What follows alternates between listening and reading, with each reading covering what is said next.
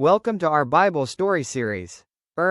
Today, we are reflecting on the amazing story of Joseph from Genesis chapters 37, 39, 40, and 41. Join us as we follow Joseph's journey, from being betrayed by his brothers, to facing challenges in Egypt, and discovering how God used his gift to change his life in an unexpected way. Let's learn together how faith and trusting God can lead to greater purpose. Welcome and enjoy the story. And Jacob dwelt in the land wherein his father was a stranger, in the land of Canaan. These are the generations of Jacob. Joseph, being 17 years old, was feeding the flock with his brethren, and the lad was with the sons of Bilhah, and with the sons of Zilpah, his father's wives. And Joseph brought unto his father their evil report. Now Israel loved Joseph more than all his children, because he was the son of his old age, and he made him a coat of many colors. And when his brethren saw that their father loved him more than all his brethren, they hated him, and could not speak peaceably unto him. And Joseph dreamed a dream, and he told it his brethren, and they hated him yet the more. And he said unto them, Hear, I pray you, this dream which I have dreamed. For, behold, we were binding sheaves in the field, and, lo, my sheaf arose, and also stood upright, and, behold, your sheaves stood round about, and made obeisance to my sheaf.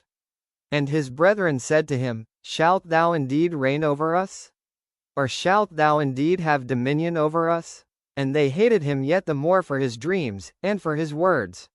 And he dreamed yet another dream, and told it his brethren, and said, Behold, I have dreamed a dream more, and, behold, the sun and the moon and the 11 stars made obeisance to me. And he told it to his father, and to his brethren, and his father rebuked him, and said unto him, What is this dream that thou hast dreamed? Shall I and thy mother and thy brethren indeed come to bow down ourselves to thee to the earth? And his brethren envied him, but his father observed the saying. And his brethren went to feed their father's flock in Shechem. And Israel said unto Joseph, Do not thy brethren feed the flock in Shechem? Come, and I will send thee unto them.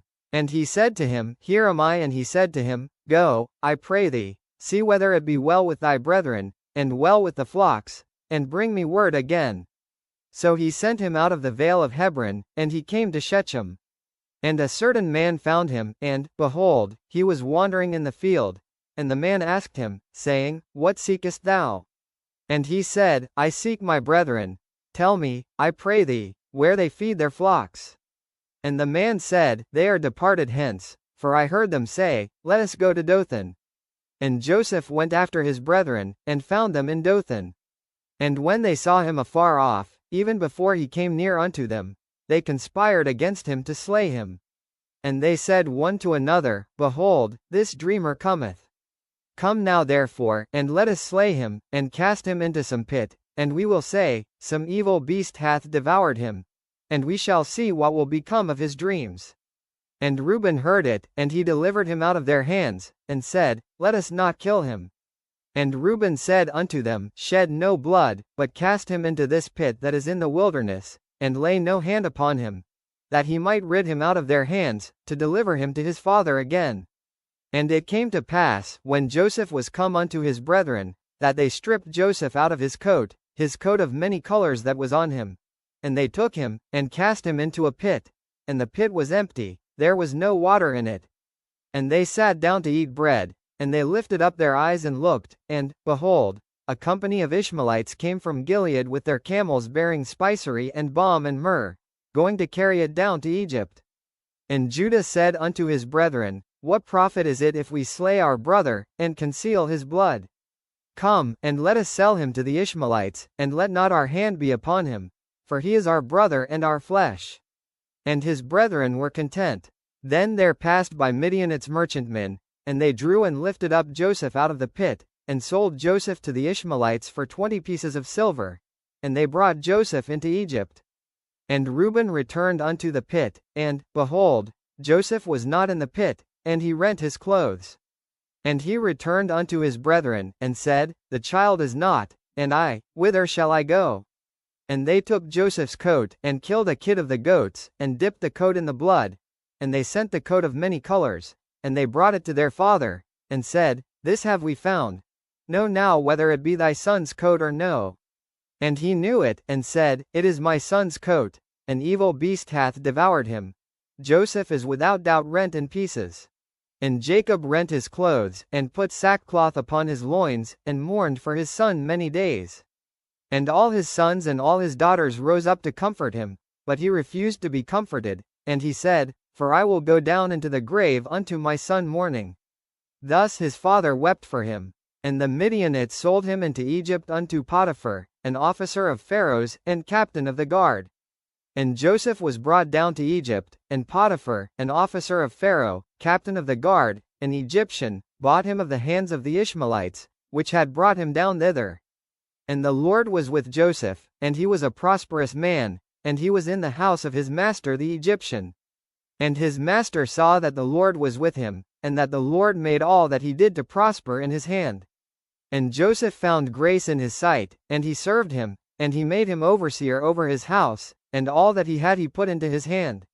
And it came to pass from the time that he had made him overseer in his house, and over all that he had, that the Lord blessed the Egyptian's house for Joseph's sake. And the blessing of the Lord was upon all that he had in the house, and in the field. And he left all that he had in Joseph's hand, and he knew not aught he had, save the bread which he did eat.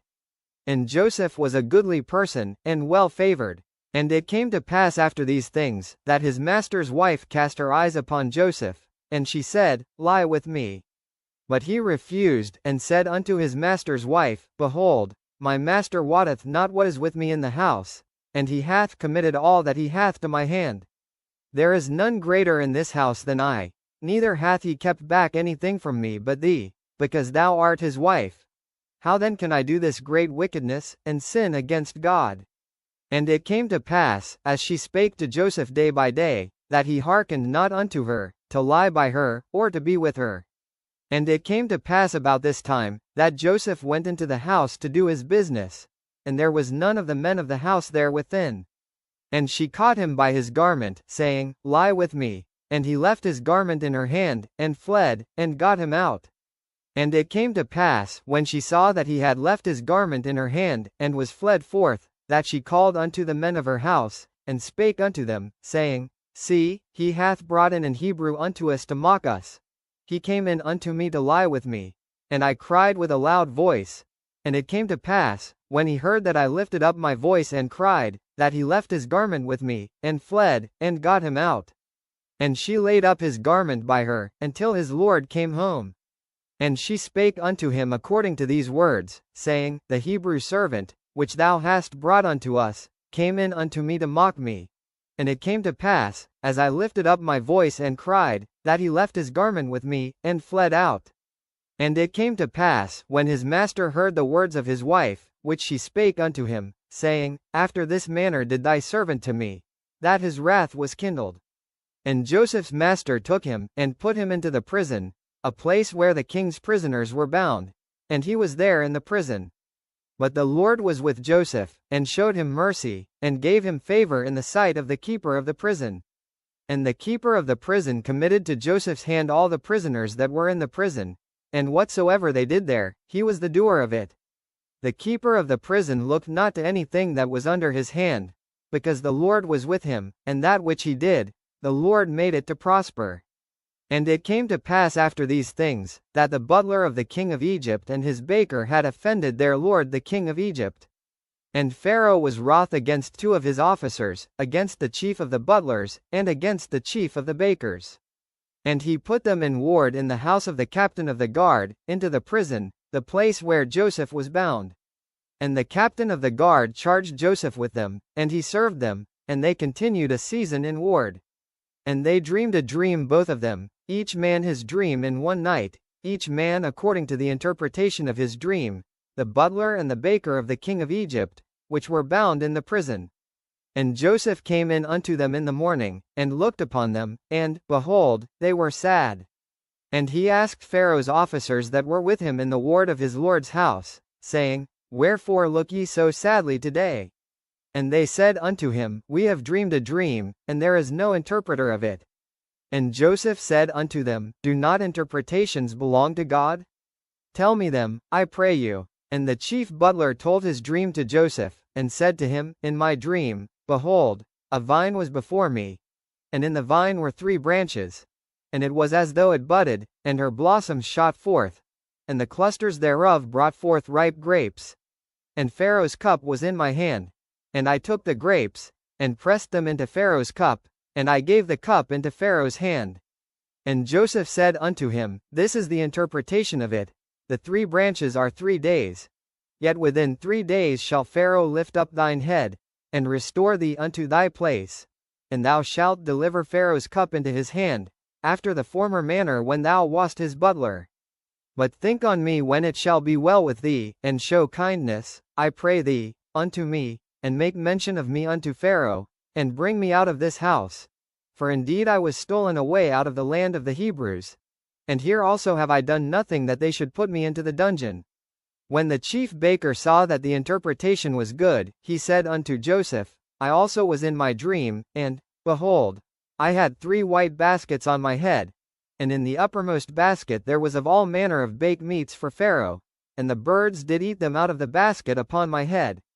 And Joseph answered and said, This is the interpretation thereof. The 3 baskets are 3 days. Yet within 3 days shall Pharaoh lift up thy head from off thee, and shall hang thee on a tree. And the birds shall eat thy flesh from off thee. And it came to pass the 3rd day, which was Pharaoh's birthday, that he made a feast unto all his servants. And he lifted up the head of the chief butler and of the chief baker among his servants. And he restored the chief butler unto his butlership again, and he gave the cup into Pharaoh's hand, but he hanged the chief baker, as Joseph had interpreted to them. Yet did not the chief butler remember Joseph, but forgot him.